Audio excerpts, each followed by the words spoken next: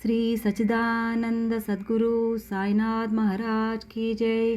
श्री सच्चिदानंद सद्गुरु अलिमेलु मंगम्म सहित भरद्वाज महाराज की जय। భగవాన్ శ్రీ భరద్వాజ పుస్తకంలో 176 పేజీ. సాయిబాబా పురాణ్ దలాయి అనే బొంబాయి పాల వ్యాపారి ద్వారా భరద్వాజ్ గారికి వివాహం చేసుకోమనే సందేశాన్ని అందజేస్తారు. శ్రీ భరద్వాజ్ గురుదేవులు తమ గురువు ఆదేశించిన ప్రకారం వివాహానికి సుముఖులైనారు. శ్రీ అలివేలు మంగా మాత బానగానపల్లిలో తీవ్ర జపధ్యానాదులతో గడుపుతుండగా ఒకరోజు శ్రీ భరద్వాజ్ గారు తమ వివాహ విషయంలో ఆమెను మహాత్ములు తమకు తగిన వధువుగా సూచించిన విషయాన్ని తెలుపుతూ ఈ విషయంలో ఆమె అభిప్రాయాన్ని కోరారు. తమ జీవితానికి సంబంధించిన అతి ముఖ్యమైన ఈ వివాహ విషయంలో ఆమె ఎటువంటి నిర్ణయము స్వయంగా తీసుకొనక పూర్తిగా భగవంతునికే వదిలివేయడం జరిగింది.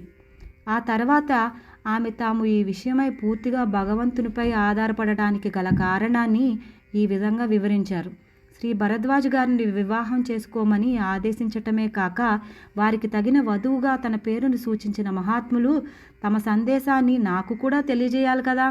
వారు నాకు ఏమని సందేశం ఇస్తే ఆ సందేశాన్ని అక్షరాలా పాటించాలి అనుకున్నాను అన్నారామె. ఆ సన్నివేశపు వివరాలు ఆమె స్వయంగా ఇలా చెప్పారు. సంవత్సరం 1970లో శ్రీ పాకలపాటి గురువు గారి వద్ద నుంచి వచ్చాక పూజ్య శ్రీ మాస్టర్ గారు తమ వివాహ విషయంలో నా అభిప్రాయం ముఖ్యమైనది కనుక నాకు లేఖ వ్రాశారు. అందులో గురువుగారు చెప్పిన విషయాలు వివరించారు. తమ జీవిత విధానం గూర్చి, ఆశయాలు గూర్చి, లక్ష్య సాధన గూర్చి చాలా వివరంగా వ్రాశారు. ముఖ్యంగా బాబా వద్ద నుండి రమ్మని తమకు ఎప్పుడు పిలుపు వస్తే ఆ క్షణమే ఏమీ ఆలోచించకుండా అన్నీ విడిచి వెళ్ళిపోతామని, ఈ విషయంలో ఏమాత్రం సంశయం లేదని వ్రాశారు.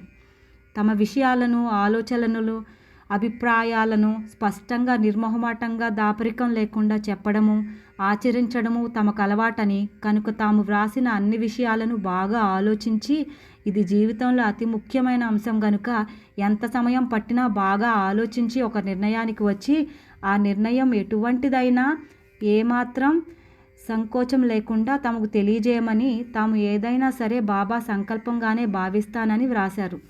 ఒకవేళ ఈ వివాహానికి నేను అంగీకరించినట్లయితే ఈ విషయం తాము పెద్దలతో చెప్పే వరకు వేచి ఉండవలసి ఉంటుందని కూడా వ్రాశారు. నేను ఆలోచించాను కానీ ఏ నిర్ణయానికి రాలేకపోయాను. చివరకు ఆయనకు చెప్పిన వారు నాకు కూడా చెప్పాలి కదా, అలా చెప్పినప్పుడు చూద్దామనుకుని ఆ విషయం బాబాకు వదిలేశాను. ఆ తర్వాత తెల్లవారితే గురువారం అనగా నాకు ఒక స్వప్నం వచ్చింది. నా చిన్నతనంలో మేము గుంటూరులోని కొత్తపేటలో ఉండేవాళ్ళము. అక్కడ గుంట గ్రౌండ్ వద్ద ఒక ప్రసిద్ధమైన ఆంజనేయ స్వామి దేవాలయం ఉన్నది. ఆ ఆలయానికి తరచూ వెళ్ళడం మాకు అలవాటు. ఆ రోజు స్వప్నంలో నేను 3-4తో కలిసి ఆ ఆలయానికి వెళ్ళాను. అక్కడ ఆలయ ప్రాంగణంలో ఓ ప్రక్కగా ఒక ప్రదేశంలో ఒక ఆయన కూర్చుని ఉన్నారు. వయస్సు 40-50 సంవత్సరాల మధ్య ఉండవచ్చు. చింపిరి తల, మాసిన గడ్డము, చాలా మురికిగా చినిగిపోయిన గుడ్డలు కట్టుకుని ఉన్నారు. నడుముకు పైన ఎలాంటి ఆచ్ఛాదన లేదు. మనిషి కూడా చాలా మురికిగా ఉన్నారు. చూడ్డానికి పిచ్చివాడిలా, బిచ్చగాడిలా ఉన్నారు. కానీ ఎవరిని భిక్షం అడగడం లేదు. నేను ఆయనను చూచి తోటివారితో అన్నాను, ఆయన అవధూతలాగా ఉన్నారు కదూ, దత్తాత్రేయ స్వామి ఇలాగే పిచ్చివానిలాగా కూడా సంచరిస్తూ ఉంటారట, అయితే ఈయన పిచ్చివాడు కూడా అయి ఉండొచ్చు అని. తర్వాత ఆలయం చుట్టూ ప్రదక్షిణలు చేస్తూ ఆయనను ఒక కంట గమనిస్తూనే ఉన్నాను. ప్రదక్షిణ పూర్తి చేసుకుని స్వామికి నమస్కరించి ఆయన వైపు మరొక్కసారి చూశాను. ఆయన నన్ను రమ్మన్నట్లు చేతితో సైగ చేశారు. నేను ఆయన చెంతకు వెళ్ళగానే ఆయన, మీ వివాహం నేను గదా జరిపించేది, నీకెందుకు సంశయం అన్నారు. నాకు చాలా ఆశ్చర్యం వేసింది.